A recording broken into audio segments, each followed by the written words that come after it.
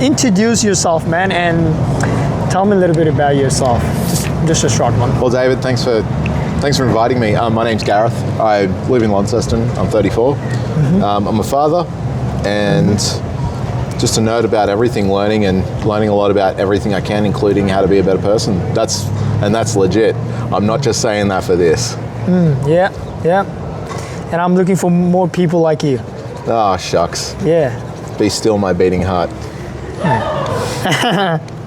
You say you're a father. I am. How many kids you got? One daughter, and today is actually dedicated to her. Today I've actually dedicated my entire day to her. And you're going to ask me why? Why? Well, because, how's this for a raw convo? Her mum just took her from me for 3 months without any visitation, no nothing. And today I just went to mediation and reached an agreement to have good, meaningful time with my daughter again. So I'm going to be seeing my little girl again. Her name's Clementine. She's the best thing that ever happened to me. So yeah. Today's about my daughter. I'm happy for you, man. Brother, me too. How old is she? She is 3 years and 9 months as of 4 days. She's still very young. She is still a kid. Beautiful, funny. Oh my gosh. I'm going to show you. You're not going to get this on your thing. She is beautiful. She's so beautiful. She's so happy. She looks so happy. Yeah, because she's got your eyes. What do you reckon? No, because they're still right here, man. But she was actually I gave her the hose to water the garden, and she was having the best time of her life. But yeah, no, she does actually. She does have my eyes. Thank you. In all honesty, she is and I'm not saying this because I'm a dad, right? I mean, look, obviously I love her because she's my daughter, and I've got to love her anyway, and I automatically loved her before she was born. But she is legitimately like the most beautiful thing in the world to me, and she's the funniest person I've ever known. And like, I'm pretty funny, not just funny looking, but I like to think I'm a really funny guy. But she just has a natural comedy instinct that, they say how kids say the darndest things and haha, aren't kids funny? No, she has comedic timing down pat, and she's not even 4. She's so clever. So yeah, Clementine is the greatest person that I know. Love that. You know what? I love it. I don't have kids, but do you want children? I will be having children.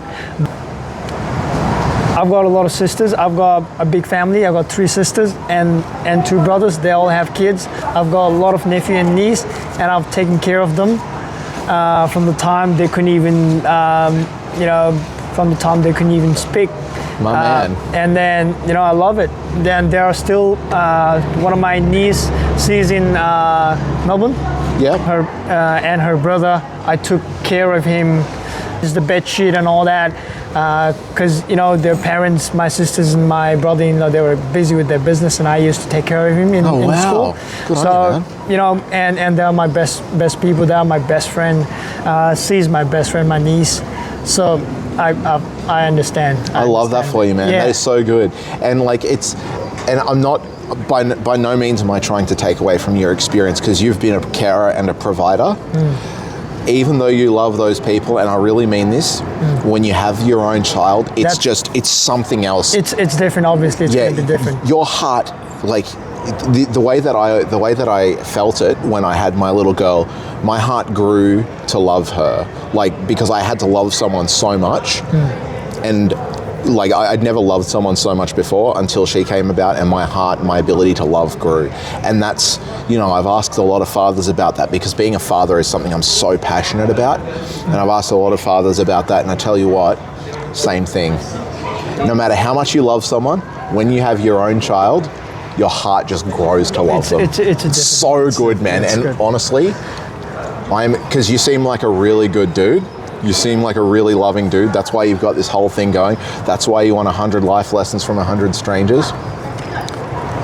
I'm really excited for you to be a dad. You're going to love it. I'm so excited. I am very excited as well. That's what I'm prepping for, man. You know what? All these life lessons, I'm going to pass it down to her or him. That's the goal, man. That's the goal, man. I'm 100% with you. And I actually can't wait to see what you do with this, so I can read this and I can read this to Clementine, and she can grow and learn too. That's amazing, man. What I'll do, I'll send you a copy of my book once it's done. You sure? Yeah. I'd love it, brother. I'll give you all my contact details afterwards. Sure. And let me get into a couple questions that I've prepared for Sure, you brother. today, man. What do you got for me? What's a part of you that most people wouldn't notice at first glance? No one's ever asked me that question before.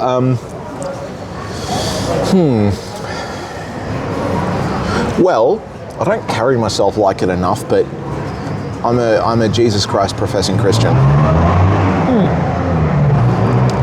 You wouldn't notice it because I swear far too much, and that's something I got to work on.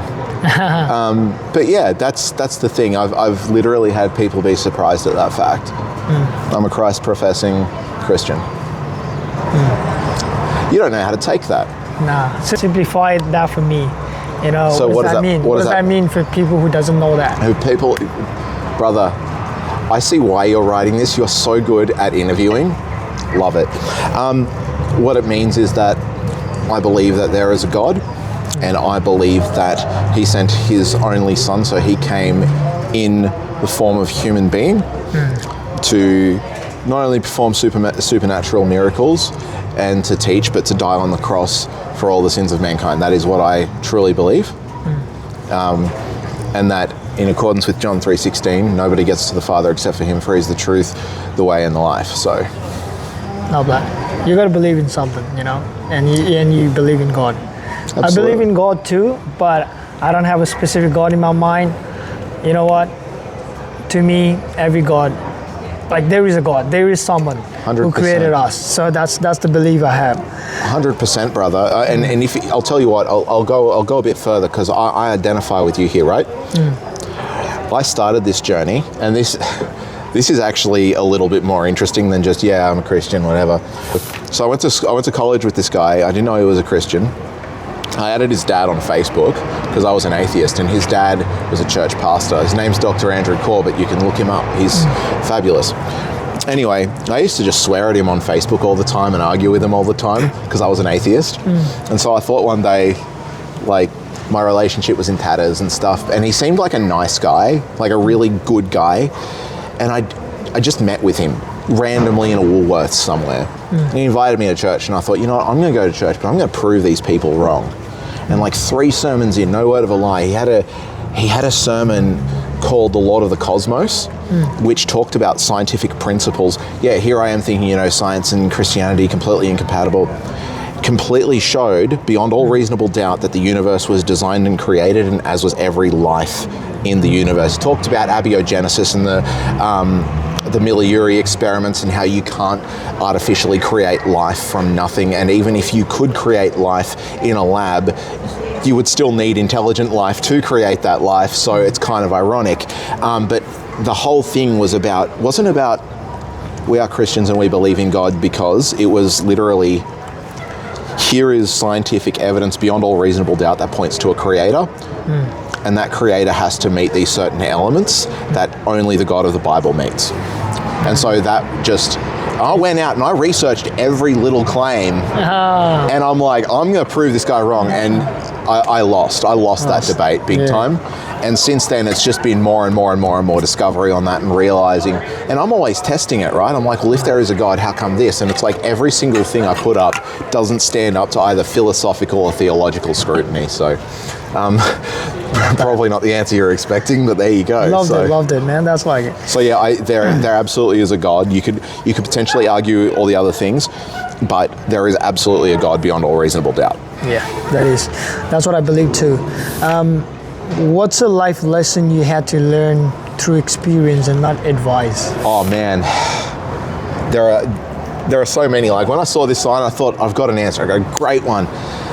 Can I give you a couple? Yeah, give me. All right. Nobody truly wants to die or end their life. They just want to be happy.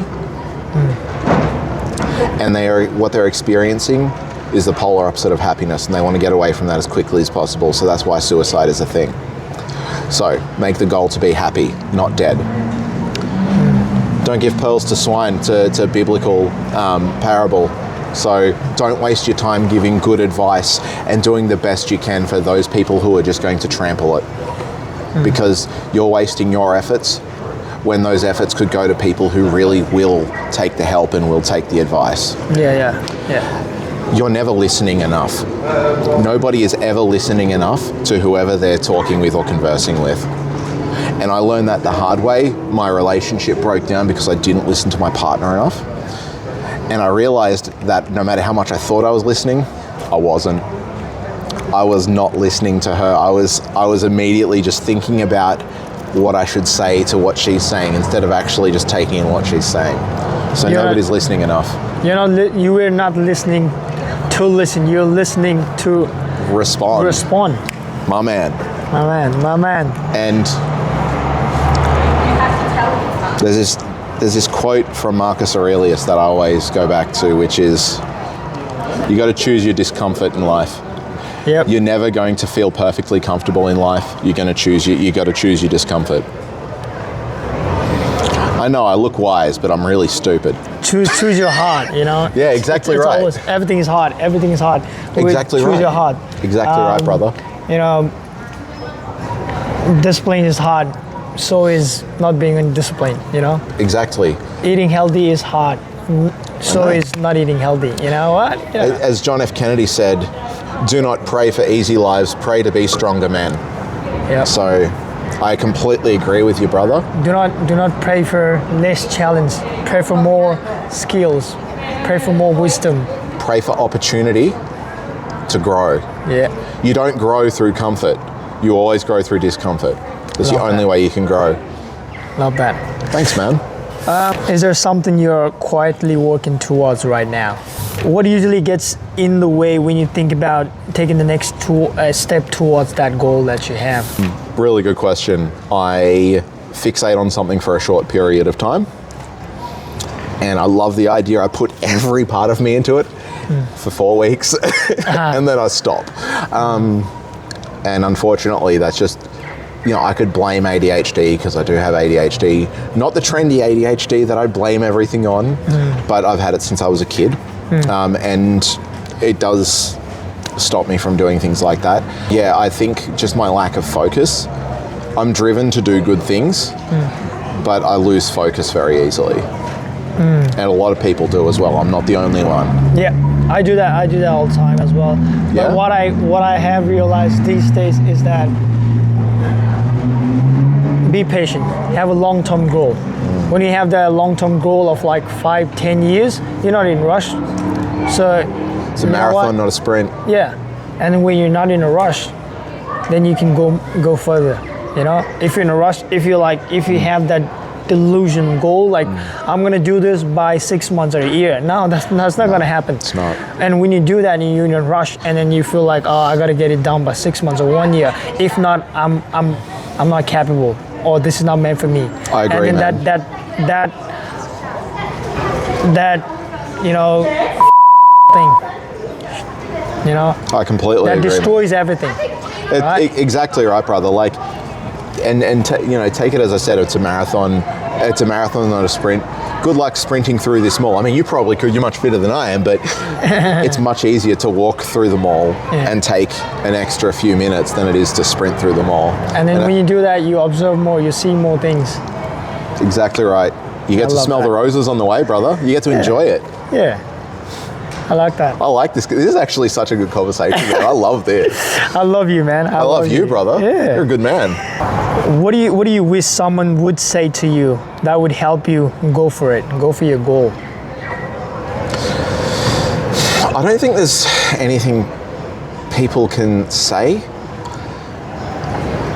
because I've heard so much advice on it, There's never going to be a right time is like the biggest advice I ever received, because so many people will say, I'll do this when, I'll do X when Y, right? Because they're always waiting for the right time. The right time is always now. Yeah. It's actually always yesterday. Guess I'm preaching to myself right now. I don't think that anything verbal can do it. I think I just need the self-motivation, and I just need the discipline, and I need to learn the discipline to do it. So I don't think any verbal affirmation can help me with that one. It's more about self-discipline. Does that make sense? That makes complete sense, and I love that. And that's what I'm doing at the moment as well.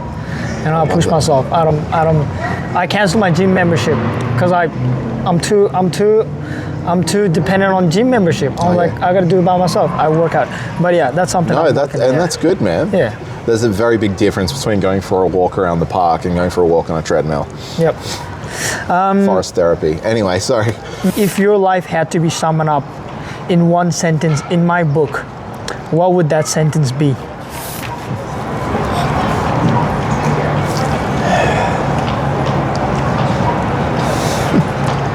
Man, remember how I said I loved you? That is the hardest question I've ever been asked in my life. I would say, oh jeez, man, I don't know. That's a bloody tough one.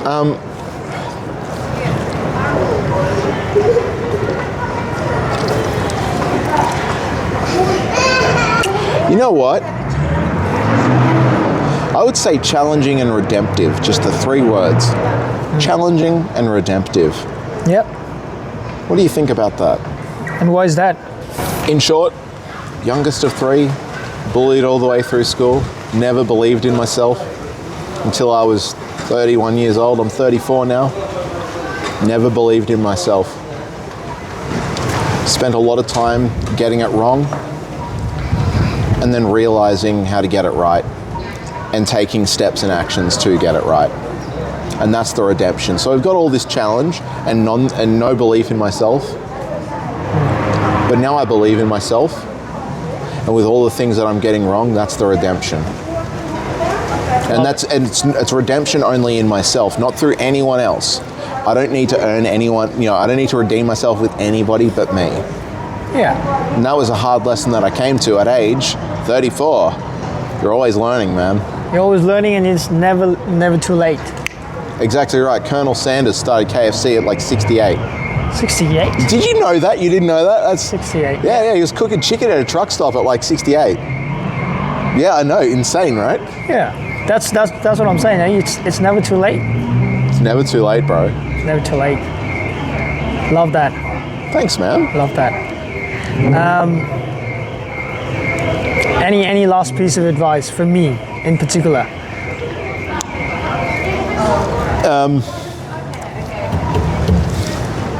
It's very fitting that the man had his last match yesterday, but in the immortal words of John Cena, never give up.